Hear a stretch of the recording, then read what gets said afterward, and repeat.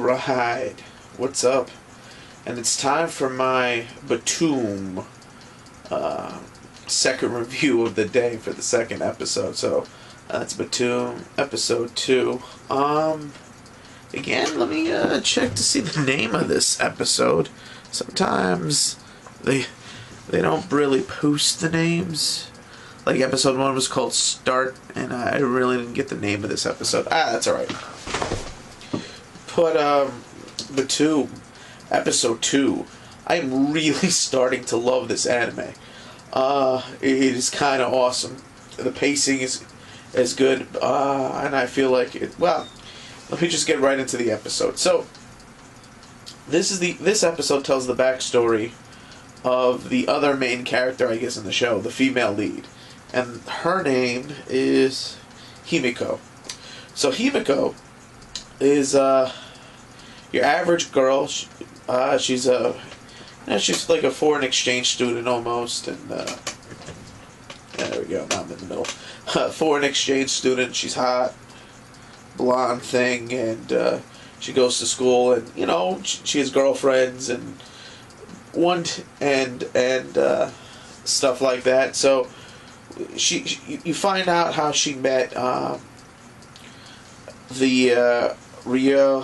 What is his name? Ryota, right? That's how you pronounce it? Right. Or Sakamoto. Let's just say Sakamoto, because his last name is easier to do. So we find out how she meets Sakamoto in the game. One day, her friends were supposed to play online. She has her little female avatar. She's chilling, and he's there with his team, and they're short a player, and he freaking he picks her up basically in the game, and they never really had a chance to meet outside the game, from what I can gather. And that she kind of scared to meet him, but she kind of can't wait. And they're typical girls doing girl stuff. Now in the class, they find a letter, and this, I guess, is alluded to later. This may be the reason for you to go to this BTOOOM island. I know there was a grievance, so I'm going to adopt some of my. I'll wait to the end of the video to do it, but I'm adopting some of my theory on this as this show progresses. But we find out that she's, again, an average high school girl. There's a chain letter going around that if you pay, I forget that amount, but it's not much, and put the name on the paper, that person disappears. And there have already been some disappearances, supposedly. Oops, I didn't mean to shake the camera. We flash forward. She ends up meeting. Then we go back to the island. She ends up meeting, she's on the island by herself. She ends up passing out and waking up, and there's 3 dudes there. This one psychotic-looking dude, this one fat guy, and this teacher guy. And there's a couple of arguments of what they're going to do. They're going to try to form a team, and in the end, they name her the leader of this team, because they trust her to hold on to the bombs. And she's kind of a tough chick. I mean, before this point, there was a stalemate between the teacher and the psychopath, where she was taken hostage, and she goes to tase the guy to get out of the situation. And he's like, dude, I was just joking. I don't know why you're so crazy. So she becomes leader. They start looking for stuff, and then they go back into the flashback. And basically, you find out that her and her friends meet this group of guys, and they're attractive guys, they're smooth talkers, and they're all invited back to the apartment. And her girlfriends go ahead of her, and she just goes to pick up snacks for them, to hang out. And when she gets there, the room is dark, and everybody's being raped. 2 of her girlfriends have been raped, and her best friend is about to be raped, or is being raped. And they go to rape her, and she fights back. She's a strong-willed girl, and she's a strong girl, so she's able to get away.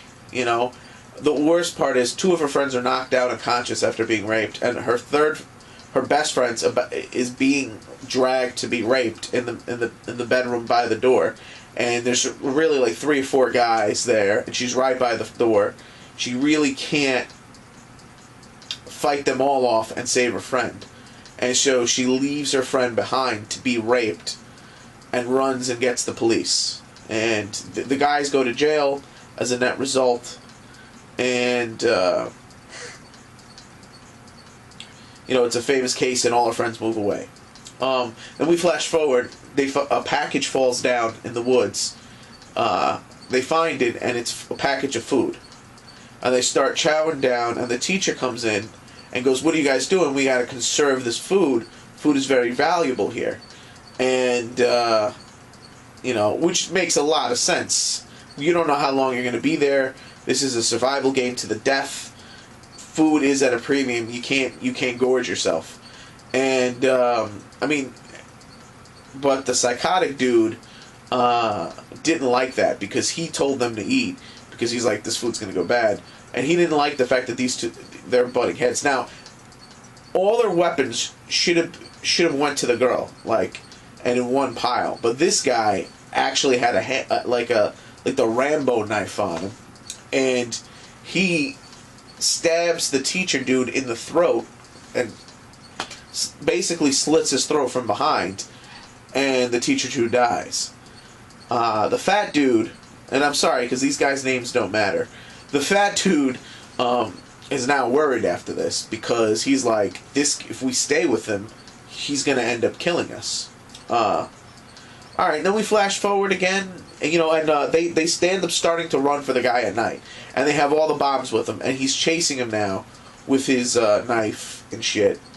And he's trying to find them. And then the fat guy realizes that the jewel on his hand is a radar, and he figures out how to use it and teaches her how to use it. But again, they're running for their lives. Then it flashes, and we get to see a new bomb, because right now we've seen impact grenades, we've seen timed cubes, and now we see this barrel looking like it looks like a battery, and the fat guy had it, and it's like a chemical warfare bomb that disperses something that was killing all the trees and plants in the area. So we get to see it was a chemical bomb. So we get to see another one of the bombs, which is very cool. And they're escaping. And, the fat guy says, you're going to have to, take your bombs, you're going to have to get ready, because it's going to be kill or be killed.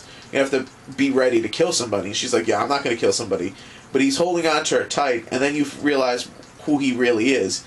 He's like a creepy raper dude, and he tries to force himself on her, and tries to, he wants to rape this bitch because he's crazy.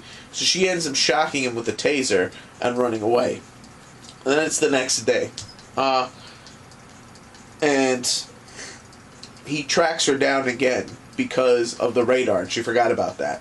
So the fat dude tracks her down, and then gets her to a point where she doesn't... He's a big dude. He's a big guy. Basically sits on her, and she doesn't have any weapons on her. He knocks out the taser out of her hand, and he's gonna rape her. And he rips open her blouse. He starts playing and licking the titties, and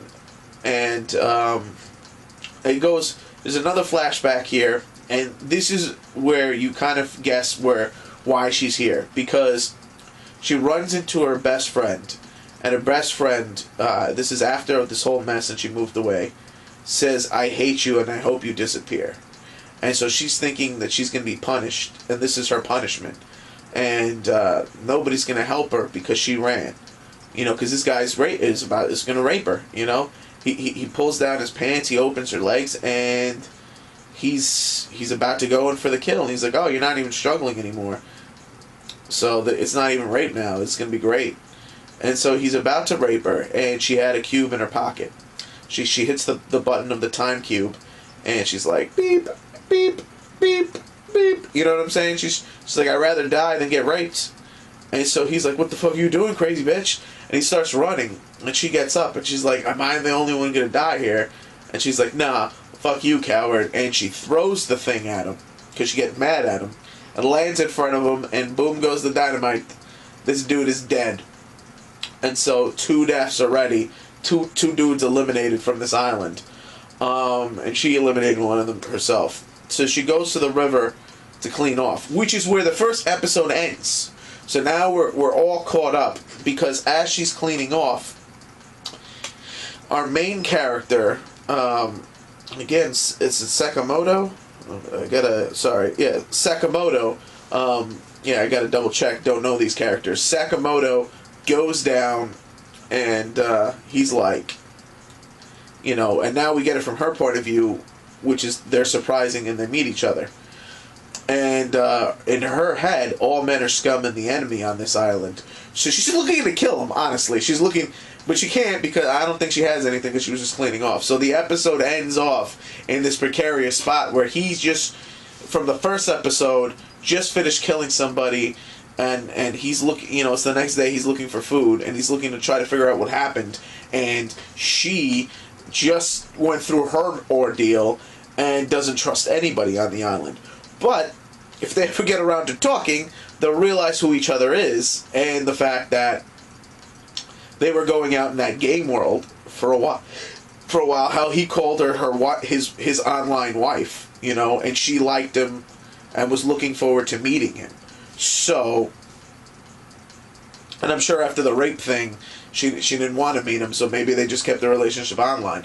All right, now to get into the episode review, I'm gonna give this. Man, it's a stellar episode. Another 4 out of 5. I mean, I almost want to rate it a 5. But I'm going to wait on that, because I have a feeling that these 4s are going to be great. And if I prematurely judge something a 5, one of these episodes is going to blow me away. I'm going to have to invent a 6 for it. So, I think this episode was great. You had rape, you had killing, you had violence, you had a woman fighting back and kicking ass and taking names, you know what I'm saying?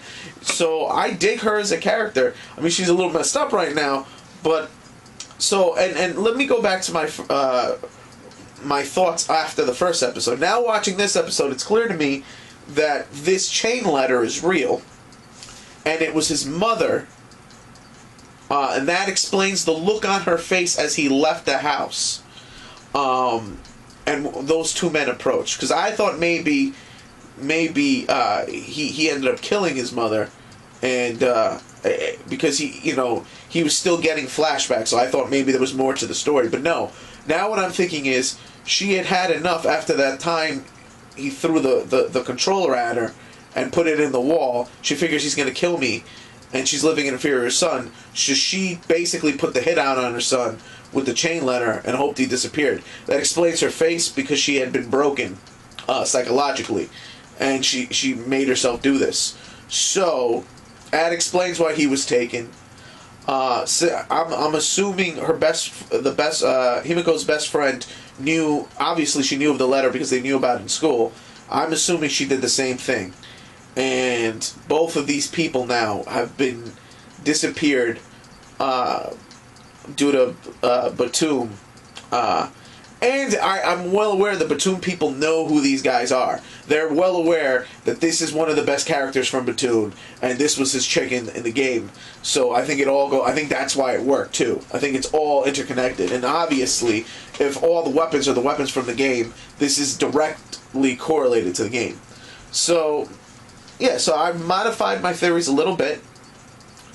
I still like the fact that he's a good guy. And you see it in the flashbacks that he can be a good guy, but you also see he can be a son of a bitch, and he has that evil streak in him.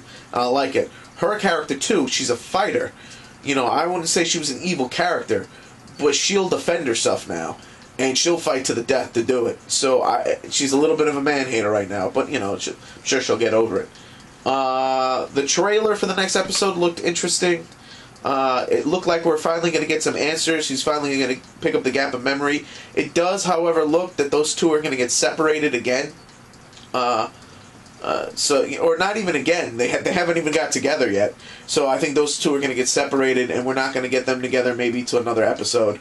But I don't know. All in all, I'm really enjoying the series. I'm loving every episode. And out of the two so far that I've reviewed, Blast of Tempest and BTOOOM, I'm liking BTOOOM a little bit more. And but I still like Blast of Tempest very, I still like it a lot. So this has been alertwolf telling you to click it up if you like it. Comment if you must, subscribe if you can, and this is alertwolf signing out.